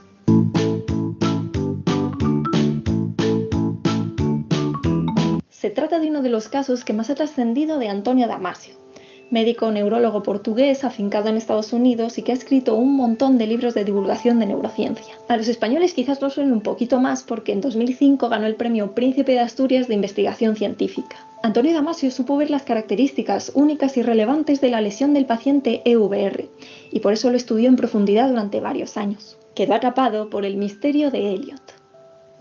De Elliot no conocemos su cara, pero sí conocemos su historia, su curiosísima historia. Elliot era un ciudadano estadounidense perfectamente normal. Nacido en los años 40, se crió en una granja siendo el mayor de 5 hermanos. Se casó al terminar el instituto y trabajó para poder costearse estudios de administración en la universidad. A los 25 ya era padre de 2 niños y era miembro activo de su iglesia. En su trabajo estaba bien valorado y lo ascendieron en 2 ocasiones. Sus hermanos menores lo consideraban un ejemplo a seguir. Pero en 1975, a los 35 años, su suerte comenzó a cambiar. Fue al médico por incipientes problemas de visión y dolores de cabeza, y le dieron la noticia que nadie quiere recibir. Había un tumor creciendo dentro de su cráneo. Se trataba de un meningioma, un tumor que crece en las capas protectoras del cerebro, las meninges, y que puede dañar el cerebro debido a que con su crecimiento comprime el tejido neuronal. El suyo estaba creciendo en la placa cribiforme, la parte del cráneo que está sobre los ojos, dañando ambos lóbulos frontales. La cirugía fue bien, lograron controlar el tumor, pero el interior de su cráneo quedó así. Los lóbulos prefrontales habían sufrido daño, aunque el del lado izquierdo había corrido mejor suerte. A pesar de la pérdida de masa cerebral, la recuperación fue bien. En 2 semanas ya había vuelto a casa. Todo era prometedor. Los test que evalúan la función cognitiva le situaban en la normalidad o por encima de la media como antes del tumor. Incluso aquellos test específicos dedicados a evaluar la función de los lóbulos frontales indicaban que Elliot estaba bien, que tenía la función ejecutiva intacta. Parecía que a pesar del evidente daño en el cerebro, las partes no lesionadas eran capaces de suplir a las perdidas, y que la vida de este paciente no se iba a ver limitada. Pero todo era aparentemente porque empezó el misterio. Todos los tests indicaban que Elliot seguía siendo perfectamente inteligente, pero... Cuando regresó a su trabajo tan solo 3 meses después de la operación, sus compañeros notaron que no trabajaba igual. Seguía siendo tan amable como siempre, seguía siendo el Elliot que conocían, pero llegaba tarde y tardaba en hacer las cosas. Era muy disperso. Perdía el tiempo con tonterías. Cuando le ordenaban que dejase de hacer una cosa y se pusiese con algo de cierta urgencia, al rato descubrían que había seguido con la primera de estas cosas. Así que acabó despedido. Trató de levantar cabeza metiéndose en negocios con un antiguo compañero de trabajo de reputación cuestionable. Era evidente que ese hombre era un cara dura, pero a pesar de las advertencias de su familia y amigos, Elliot invirtió todos sus ahorros y acabó en bancarrota. ¿Cómo podía haber sido tan tonto? Lo intentó en diferentes trabajos, pero fue incapaz de mantenerlos por iguales motivos. A pesar de que los test habían indicado que tenía las funciones cognitivas y sociales preservadas, la vida profesional de Elliot iba cuesta abajo y sin frenos. ¿Por qué ella no podía hacer lo mismo de antes si su cognición estaba bien? Las anécdotas que recogió Antonio Damasio permiten ver por qué se convirtió en un trabajador inaguantable y en una persona con la que era complicado convivir. Según cuenta el neurocientífico en el primero de sus informes, Elliot a veces quedaba atrapado en bucles de conducta de los que era incapaz de salir. Necesitaba al menos 2 horas para prepararse para salir de casa, y había días enteros que gastaba afeitándose o arreglándose el pelo porque no sabía qué resultado le agradaba más. Decisiones pequeñas se tornaban complicadísimas. Podía invertir toda una mañana en decidir cómo debía clasificar un documento en su trabajo. Si quería cenar fuera, la elección de restaurante era eterna. Conducía a todos los restaurantes para ver cuán llenos estaban, cómo estaban dispuestos sus asientos, qué ofrecía el menú, etc., para luego no escoger ninguno. Cualquier compra implicaba una interminable consideración de marcas, precios y la mejor forma de adquirir el producto. También empezó a coleccionar cosas inservibles, seguramente por no poder decidir si eran útiles o no. Era como si Elliot no tuviese la capacidad de saber la importancia de las cosas. Era como si en su cerebro no hubiese nada que indicase qué es importante y qué no, qué es bueno y qué es malo, qué es mejor o qué es peor. De pronto, dentro de su cráneo no había nadie al volante, pero sus habilidades cognitivas estaban preservadas. ¿Qué era lo que faltaba? ¿Qué era lo que Elliot había perdido? Su vida familiar tampoco fue mejor. La convivencia con él era imposible y 17 años de matrimonio terminaron en divorcio. Para sorpresa de todos, al poco tiempo se casó con una prostituta, con la que solo duró 6 meses. Después se volvió a casar con una tercera mujer con la que también pretendía negocios extraños. Oficialmente era funcional e inteligente. Todos los test decían que estaba bien, pero había quedado patente que en su día a día era incapaz de tomar decisiones juiciosas.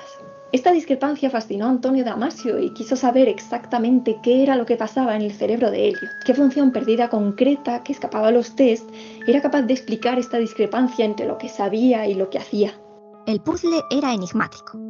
La capacidad de toma de decisiones adaptativas y funcionales de Elliot estaba afectada. La cuestión era, ¿en qué punto? Sus defectos no podían explicarse por problemas en la capacidad de aprender ni de memorizar, tampoco por su capacidad de manejar el lenguaje. Sus funciones ejecutivas estaban bien, podía planificar, la inteligencia según los parámetros estándar estaba preservada. Su conocimiento del mundo tampoco se había perdido. Elliot seguía estando al tanto de lo que pasaba, podías mantener con él conversaciones sobre política o los acontecimientos de la actualidad. Era capaz de razonar correctamente en dilemas éticos o problemas financieros planteados en la consulta. Y era capaz de plantear escenarios posibles tras una decisión. El problema, por tanto, no estaba en su capacidad de planificar o de saber qué cosas solían ser consecuencia de otras. No estaba en visualizar los caminos que llevaban a una cosa o a otra. El problema parecía estar en la elección en sí, en su capacidad de ver qué camino era mejor que otro, en su capacidad de escoger algo frente a otra cosa. Pero, ¿cómo podía explicarse todo? El neurocientífico estaba gestando una idea y decidió hacer una prueba. Tomó a Elliot y a otros pacientes que tenían lesiones similares a la suya y los puso a ver 3 tipos de imágenes. Unas con objetos neutros y otras que retrataban situaciones socialmente complejas, con un tinte positivo o negativo. Mientras las veían, midió su actividad galvánica de la piel. Esta medida varía cuando hay cambios en la actividad del sistema nervioso autónomo, el que controla las respuestas de órganos y glándulas del cuerpo, normalmente asociados a cambios emocionales tanto placenteros como aversivos. Y vio que en estos pacientes no existía una respuesta normal, como si esas escenas complejas no pudiesen suscitar nada aversivo o placentero en su cerebro, nada emocional. Por contra, estímulos simples como un ruido fuerte sí que lo hacían. El propio Elliot dijo que con ese experimento sintió que algo no estaba bien. Notó que no se despertaban en él las sensaciones que se supone que se debían tener al ver determinadas imágenes de las mostradas. Elliot parecía notar en cierta medida una falta de sentimientos. Las partes dedicadas al procesamiento emocional no estaban dañadas en el cerebro de Elliot, como demostraba su reacción a estímulos simples. Lo que las pruebas parecían indicar es que el tumor se había cargado otro punto de la cadena de procesamiento. El cuadro que Elliot estaba pintando para Antonio Damasio era el siguiente. En el cerebro de este paciente, los centros que originan la actividad fisiológica que definimos como emociones estaban bien. También estaban bien todas las áreas dedicadas a almacenar y manejar información sobre normas sociales, conocimiento del mundo, y las áreas dedicadas a la planificación de la acción y a generar posibles consecuencias estaban correctamente. Lo que sí se había visto que fallaba era la capacidad de que situaciones complejas evocasen una respuesta emocional. ¿Cómo podía esto derivar en fallos en la toma de decisiones como mostraba Elliot? ¿Cómo podía esto hacer que se comportase como un estúpido? ¿No son razón y emoción cosas diferentes? Lo único que podía tener sentido es que las emociones actuasen como una brújula en el acto de toma de decisiones, y que Elliot había perdido esa brújula. Toda esta idea de que Elliot había perdido su brújula emocional no era algo figurativo, sino que la expresión cobra sentido fisiológico. Las lesiones alcanzaban múltiples áreas, pero para Antonio Damasio lo que explicaba este extraño puzzle era el daño masivo en una, la corteza orbitofrontal. Esta corteza se sitúa en el gran complejo asociativo prefrontal, este que tanto ha crecido en el linaje evolutivo humano, justo encima de las órbitas de nuestros ojos, de ahí su nombre. Como buen área asociativa, se encarga de poner en común diferentes tipos de información previamente procesada en nuestros cerebros. En concreto, recibe input desde las áreas de procesamiento sensorial, áreas que procesan el estado corporal, áreas de memoria y áreas de procesamiento social y emocional. Pero, ¿cómo sirven estos inputs al comportamiento inteligente? ¿Por qué el fallo en esta corteza de repente hacía que Elliot tomase decisiones tan malas o que tardase la vida en hacerlo? Así es como lo entiende Antonio Damasio. Imagina que estás en un restaurante y tienes que decidir qué comer. Hay un montonazo de platos con un montonazo de ingredientes diferentes, sabores, precios, aporte calórico, etc. ¿Cómo elige nuestro cerebro qué va a meter para el cuerpo? Los inputs sensoriales que ofrece el menú despiertan un torrente de información almacenada en el pasado a partir de nuestras experiencias con la comida y cosas relacionadas. Recuerdos de sabores, cuánto hambre tienes, lo mal que te sientes si gastas mucho en un plato que luego no te gusta, lo mal que te sentó una vez comer calabacín, que quieres mantenerte en forma para gustarle a tu crush, el miedo que te daría sufrir un infarto por exceso de colesterol. Toda esta información almacenada incluye un componente emocional que resume de qué va cada opción, cómo de buena o mala parece que es. Es lo que el neurocientífico denomina marcador somático. Según el neurocientífico, este componente guía de manera rápida y adaptativa la decisión.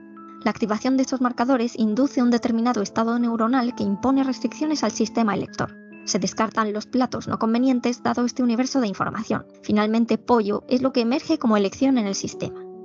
Como ves en este modelo, la información sensitiva y emocional ha guiado una elección inteligente, una elección adaptativa y sabrosa para el complejo entorno en el que te desenvuelves. La idea de Damasio es que lo que va recogiendo esos marcadores emocionales y sirviéndoselos al sistema ejecutivo es la corteza orbitofrontal. Es el nexo en donde la emoción sirve a la conducta inteligente. Ahora imagina que ese nexo falla y ya no puedes integrar esos marcadores. ¿Cómo rayos elige tu cerebro si no tiene esa brújula emocional que le permita reducir opciones? El espacio de elección no se agota y ninguna elección gana emocionalmente sobre otra. Resultado, la toma de decisiones se vuelve redundante e interminable. Habría que analizar todas las opciones pasito a pasito y racionalmente. ¿Te suena esto? Eso es. Es exactamente la conducta que exhibía Elliot cuando se quedaba atrapado en sus bucles de conducta cotidianos. Elliot sabía a qué cosas se asociaba cada decisión. Lo que no sabía es cómo cada una de esas cosas le iba a hacer sentir. Y sin esa brújula emocional, la decisión se tornaba harto complicada. Pero hay algo peor que tardar 1.000.000 de años en decidir cada nimiedad. Y es que en un sistema sin esta guía, las malas decisiones tienen la misma probabilidad de emerger que las buenas. Lo que le pasaba al pobre Elliot, según Damasio, es que había perdido esa brújula emocional para la razón dentro de su cerebro, y ello le acarreó dramáticas consecuencias. El caso de Elliot es triste. Al menos sirve para contribuir a derruir el viejo esquema del pensamiento occidental en que razón y emoción caminan separadas, y a colocar en su lugar de comunión en una parte de nuestros cerebros que hasta las investigaciones de Antonio Damasio había permanecido prácticamente en el anonimato. Gracias a estos trabajos podemos intuir que las emociones juegan un papel de importancia en lo que denominamos inteligencia, o como el propio Damasio expresó, la ausencia de emoción parece ser al menos tan perniciosa para la racionalidad como su exceso. Las emociones probablemente sean el soporte sin el que el edificio del raciocinio no puede funcionar correctamente, y sin el que incluso seguramente colapse. Otros casos con daño en la corteza orbitofrontal han servido para poner en relevancia el papel de las emociones en eso que llamamos inteligencia. Entre estos casos se halla el del famosísimo Phineas Gage, el hombre cuyo cerebro fue atravesado por una barra de 1 metro de largo y 3 centímetros de diámetro y que sobrevivió para contarlo, aunque con un cambio radical.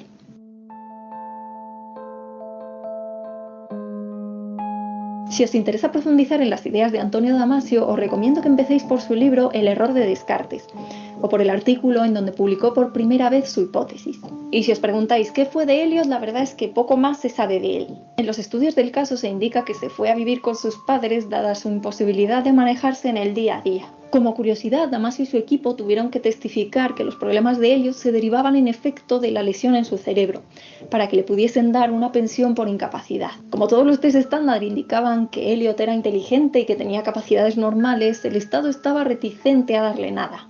Damasio tuvo que asegurar que Elliot era un paciente neurológico y no simplemente un cara dura que quería vivir del Estado. Un paciente que sufría un extraño esguince emocional en su cerebro. Hasta aquí este vídeo sobre el hombre que no podía usar sus emociones. Si quieres apoyar el canal, recuerda que puedes llevarte a casa esta lámina que te recordará todos los días lo maravilloso que es este trozo de carne. Y si quieres seguir descubriendo los casos más curiosos de la neurociencia, no olvides suscribirte al canal.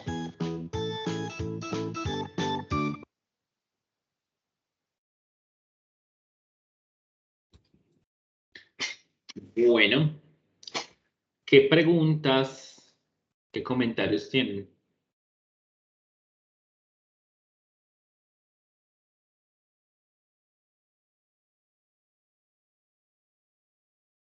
Ya que hemos visto todo. O sea, no todo no, pero sí como un componente principal del procesamiento de las emociones. ¿Sí?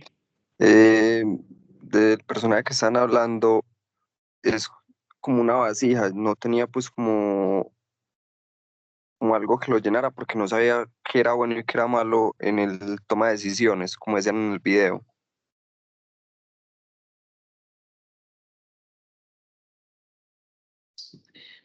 Pues ahí es una interpretación de todas formas que estás haciendo, ¿cierto? Como lo de vasija, porque de todas formas son casos muy, muy particulares y que pues, llevan a pensar cuál es la importancia del procesamiento emocional. Pero por eso, muy importante el libro del error de Descartes, aunque es viejo, sí ayuda a entender mucho más, pues, como ese papel que hay ahí. De todas maneras, pues, les recomiendo mucho que lean los textos que les he recomendado, sobre todo, pues, como en función de este procesamiento de emociones, que es bastante importante. Profe, una pregunta. ¿Ese tema de las emociones en qué capítulo está del libro? En el libro de Redoblar, está en el, bueno, ya les digo, está en ese es el capítulo 20. Esperen, por favor. 25, 24 y 25. Son 2 capítulos que retoman ahí estos asuntos. Capítulo 24 y 25. En el de Redoblar. Y en el de Carson, este sí no lo, como no hemos retomado de allí, entonces no recuerdo exactamente el capítulo, pero ya casi mirando, es el capítulo 11. En el de Carson también se habla pues un poco allí, aunque desde otra, digamos, otra forma de entenderlo. ¿Listo? Gracias. Bueno.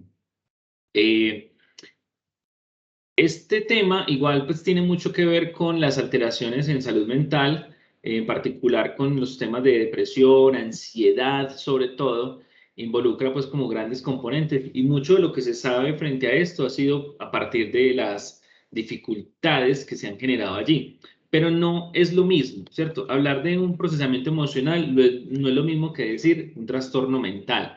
El trastorno mental es más, digamos, tiene otras complejidades, pero pues se ha ayudado mucho los estudios con ratones, los estudios con monos, los estudios con otros humanos, ha permitido también mirar esas respuestas emocionales y qué neurotransmisores están asociados, qué áreas están asociadas, cómo estudiarlo y obviamente cómo seguir avanzando en esto. El tema de emociones cada vez aumenta en los estudios, todos los años se investiga mucho, de hecho hay revistas exclusivas sobre la emoción. Hay una revista que se llama así Emotion, hay otra que se llama Cognition and Emotion, y hay muchas más, pero esas serían como las principales en estos temas. Erika, Marcela. Profe, sí, tengo una duda desde ahorita. Mirando lo del esquema neurocientífico de la emoción, ese sería como un principio para entender la relación que tiene la emoción con las enfermedades, ¿no? O con la manera también, la conexión ahí con el sistema endocrino, cómo puede como descompensar de cierta manera a las personas, pues como a nivel físico. En una parte sí, o sea, sí es una forma de entenderlo, pero sí hay que tener cuidado de el reduccionismo biológico, ¿cierto? Ojo con eso, porque normalmente, pues, la importancia de la neurociencia de la emoción a veces se interpreta, es como que sin o sea, como que lo más importante es la parte neurocientífica. Pero acá lo que se ha analizado es que lo más importante es la valoración que se hace del estímulo. ¿Listo? Es decir, todo el sistema nervioso es necesario para la expresión, pero el componente cognitivo es el que da inicio a todo el resto de cosas, ¿cierto? La valoración es el que da, es el punto de arranque. Sin eso no tenemos todo lo demás. Entonces, tampoco es un reduccionismo psicológico, sino que lo que se conoce de estas teorías, lo que se conoce hasta el momento, es que si no hay una valoración, ¿cierto? Si no hay un procesamiento cognitivo allí, si no se piensa sobre el estímulo, nada de lo demás va a funcionar. ¿Listo?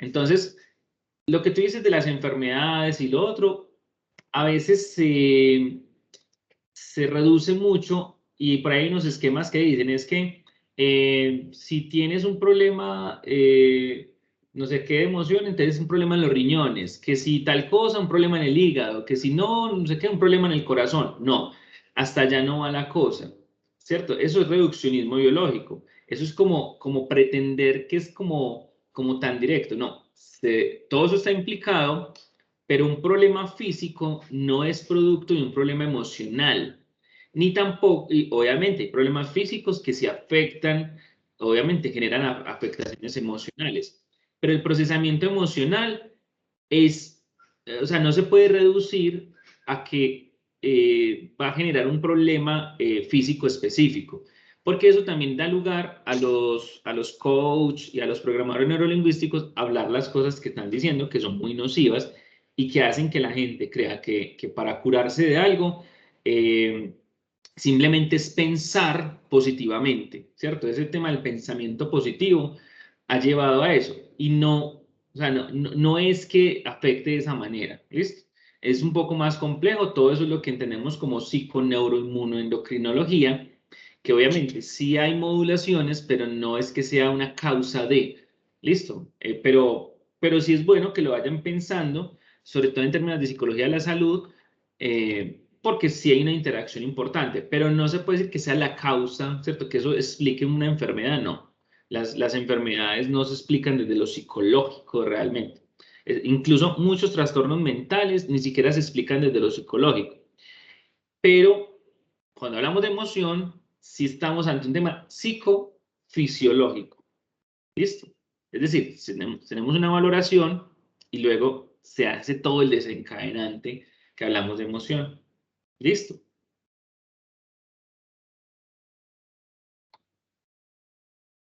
Bueno, entonces, como les decía, pues espero que que tengamos, pues como que les inquiete también el tema. La práctica que les digo, pues ya está montada en la plataforma, realmente desde que se montó la plataforma. Analícenla, la estudian y organícense en pequeños grupos. Cuando lo vayan a hacer, lo estudian muy bien y ya yo les habilito el espacio para que nos pongamos de acuerdo y que realmente pues la alternancia la hagamos es más como hacia los laboratorios y no tanto hacia las clases, que creo que se está convirtiendo en un enredo muy grande, poder garantizar pues como una buena, como un buen acompañamiento ahí. ¿Listo? Por lo demás, voy a ir parando la grabación.